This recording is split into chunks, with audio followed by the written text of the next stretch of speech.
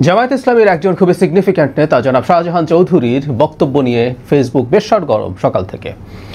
সরগরম হবারই কথা। আবার যারা জামায়াত ইসলামীকে বা ছাত্র শিবিরকে মোটামুটি একটা লম্বা সময় ফলো করেন তাদের খুব অবাক হওয়ার কথা না। জনাব শাহজাহান চৌধুরী যা যা বলেছেন এগুলোই বলার কথা, উনি বলে ফেলেছেন সামহাউ। এক ধরনের ক্ষমতার গরম তাদের শুরু হয়েছে সম্ভবত সে কারণে, কিন্তু তাদের ভেতরে এই রকমই তারা। আমরা এই আলাপ অনেক দিন ধরে করছিলাম। আমি নিজে জামাত শিবির এই দুটো সংগঠনকে মূলত ফ্যাসিস্ট সংগঠন হিসাবে আইডেন্টিফাই করার চেষ্টা করেছি, রাইটলি করেছি। কারণ আমি দেখেছি ভিন্ন মত নেয়ার মতো ন্যূনতম মানসিকতা তাদের নেই। এবং শুধু সেটা না, অ্যাট এনি কস্ট ক্ষমতায় যেতে হবে। ক্ষমতায় যাওয়ার জন্য তারা যে কোনো কিছু করতে পারেন। যাই হোক, জনাব শাহজাহান চৌধুরীর বক্তব্যটা আপনারা একটু শুনে নেবেন। মানে আমি পড়বো কিছু অংশ, কারণ পত্রিকাগুলো নিউজ করেছে, আর স্কোপ থাকলে আমি শেষে এটা জুড়েও দিতে পারি। আপনারা শুনে নেবেন। কারণ হচ্ছে একটা মানুষ কিভাবে বক্তব্য দেন, আমি বহুবার বলেছি, একটা মানুষকে যখন আমরা দেখি বক্তব্য দেওয়ার সময় তার বা শুনলে অনেক বেশি ইনফরমেশন পাই তার ইনফ্লেকশন অফ ভয়েস থেকে, তিনি কিভাবে কি টোনে কথা বলছেন, কোথায় স্ট্রেংথ দিচ্ছেন, কোথায় ইন্টোনেশন কেমন, এবং তার ফেসিয়াল এক্সপ্রেশন এবং বডি ল্যাঙ্গুয়েজ।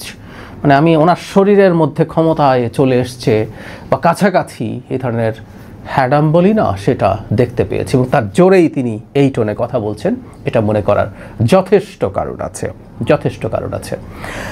আমি একটু পড়ি। তিনি বলছেন, আমাদের আমিরে জামায়াতকে বলতে চাই, নির্বাচন শুধু জনগণকে দিয়ে নয়। আমি ন্যাশনালি বলবো না, যার নির্বাচনী এলাকায় যারা প্রশাসনে আছেন তাদের অবশ্যই আমাদের আন্ডারে নিয়ে আসতে হবে। আমাদের কথায় উঠবে বসবে, আমাদের কথায় গ্রেফতার করবে, মামলা করবে, আমাদের কথায় গ্রেফতার করবে, মামলা করবে। হাসিনা এভাবে বলেছে, মানে এই আলাপ কেউ করতে পারেন। হাসিনাও একটু চক্ষু লজ্জা মনে হয়ে রেখেছিল। আমরা জানতাম কে করে কি করে, কিন্তু এখানে আর রাগ ঢাক নাই, হাসিনাকে ছাড়িয়ে যাচ্ছেন। তিনি বলেন, জামায়াত ইসলামের জন্য আজকের এই সুযোগ ভবিষ্যতে আর আসবে না। দুর্নীতির টাকা বাদ দেন, পার্শ্ববর্তী দেশ হিন্দুস্তান থেকে বস্তা বস্তা টাকা দেশে ঢুকবে আর অস্ত্র ঢুকবে, এই বিষয়ে সজাগ থাকতে হবে। তারপর তিনি বলছেন, যার নির্বাচনী এলাকার প্রাইমারি স্কুলের মাস্টারকে দাঁড়িপাল্লার কথা বলতে হবে, উচ্চ মাধ্যমিক বিদ্যালয়ের সমস্ত শিক্ষককে দাঁড়িপাল্লার কথা বলতে হবে, পুলিশ আপনার পেছনে হাঁটতে হবে, ওসি সাহেব আপনার কি প্রোগ্রাম সকালবেলায় জেনে নেবে আর আপনাকে প্রোটোকল দেবে, টিআরও সাহেব যা উন্নয়ন এসেছে সমস্ত উন্নয়নের হিসাব যিনি নমিনি তাকে খুঁজে বের করতে হবে। তারপর উনি কোথায় কিভাবে খাতির দিয়ে কাজ নিয়ে এসছেন তার একটা বর্ণনা দিয়েছেন। জামাত কি বলতে পারে আমরা ধারণা করতে পারি, এটা খণ্ডিত বক্তব্য ইত্যাদি। সো পুরো বক্তব্যটাও ফেসবুকে চলে এসছে সো কল্ড খণ্ডিত বক্তব্যের জবাবে। ওনার এই বক্তব্যে কোনো রকম কোনো প্রভাব আসলে পড়ে না, কারণ এটা খুব কম্প্রিহেন্সিভ যে ক্লিপটা ছড়িয়ে পড়েছে। উনি আসলেই এগুলো বলেছেন এবং এগুলো মিন করেছেন। শুরুতে একটু তার বক্তব্যের মাঝে যেটা বলছিলাম, মানে ওনার কথায় মামলা হবে, ওনাদের কথায় গ্রেফতার হবে, এবং সব টিচার বা সবাইকে, স্কুলের টিচার, কলেজ টিচার সবাইকে দাঁড়িপাল্লার কথা বলতে হবে। তার মানে ঘাড় ধরে বাধ্য করানো হবে, দাঁড়িপাল্লার কথা বলবি না মানে। কথাটা এই রকম। চিন্তা কতটা ফ্যাসিস্ট হলে, কতটা স্বৈরাচারী হলে এরকম চাপিয়ে দেওয়ার কথা বলা যেতে পারে। এই হচ্ছে পরিস্থিতি। কেউ বলছিলেন, মানে জামাতের লোকজন এই ধরনের একটা আলাপ করার চেষ্টা করেন, এবং একটা ধরনের কৌশল আছে ফেসবুকে, ঠিক সরাসরি জামাতের পরিচয় নেই এই ধরনের লোকজন বলার চেষ্টা করছেন, বিএনপি, আওয়ামী লীগ, জাতীয় পার্টি সবাইকে দেখেছেন ক্ষমতায়, এবার জামাতকে একটু ক্ষমতায় দেখা হোক।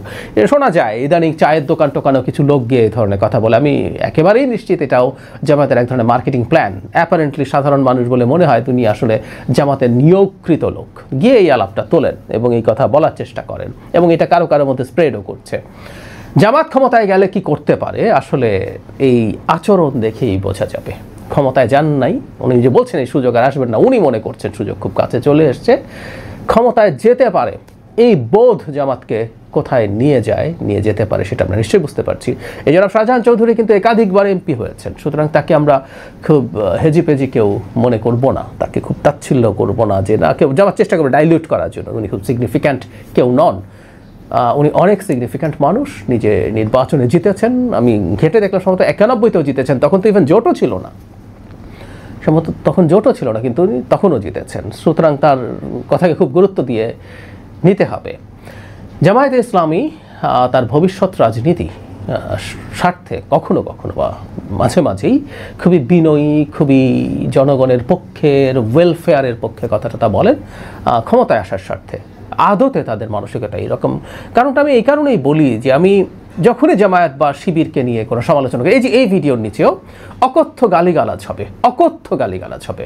আমি শেখ হাসিনার সময়ও আমার এই চ্যানেল, শেখ হাসিনার সময় দীর্ঘ সময় এই চ্যানেলে কথা বলেছি, টক শোতে কথা বলেছি, এই লেভেলের গালিগালাজ আসলে আমি শুনি নাই, এটা সত্য। আমি হাসিনাকে বিভৎস মানুষ মনে করি, আওয়ামী লীগকে বিভৎস সংগঠন মনে করি, কিন্তু আমি এই লেভেলের গালিগালাজ শুনি না। যে কেউ 5 আগস্ট পূর্ববর্তী সময়ে আমার আওয়ামী লীগের সমালোচনার ভিডিওতে গালিগালাজ দেখে আসলেই বুঝবেন কতটা গালিগালাজ তখনও, তো এখন কতটা হয়। তো একটা দল যার সমালোচনা করা যায় না, আমি তো জামাতকে গালিগালাজ করি না, জামাত নিয়ে আমার রিজার্ভেশন আছে, শিবির নিয়ে আমার রিজার্ভেশন আছে, আমি সেটা বলতেই পারি। আইডেন্টিটি পলিটিক্স নিয়ে আমার প্রশ্ন আছে, আমি সেই পলিটিক্স এন্ডোর্স করি না। মুসলিম হলে সবাইকে ইসলামী রাজনীতি করতে হবে, তাহলে তো বিএনপিতে যে এত মানুষজন আছে তারা কেউ মুসলিম না। তারেক জিয়াকে, বেগম খালেদা জিয়াকে আবার তারা একটু একটু সম্মান দেখানোর চেষ্টা করেন, তো উনিও তো ইসলামী রাজনীতি করেন, তিনি তো জামাত সমর্থন করেন না বা তার দলকে ইসলামী রাজনৈতিক দলে কনভার্ট করেননি।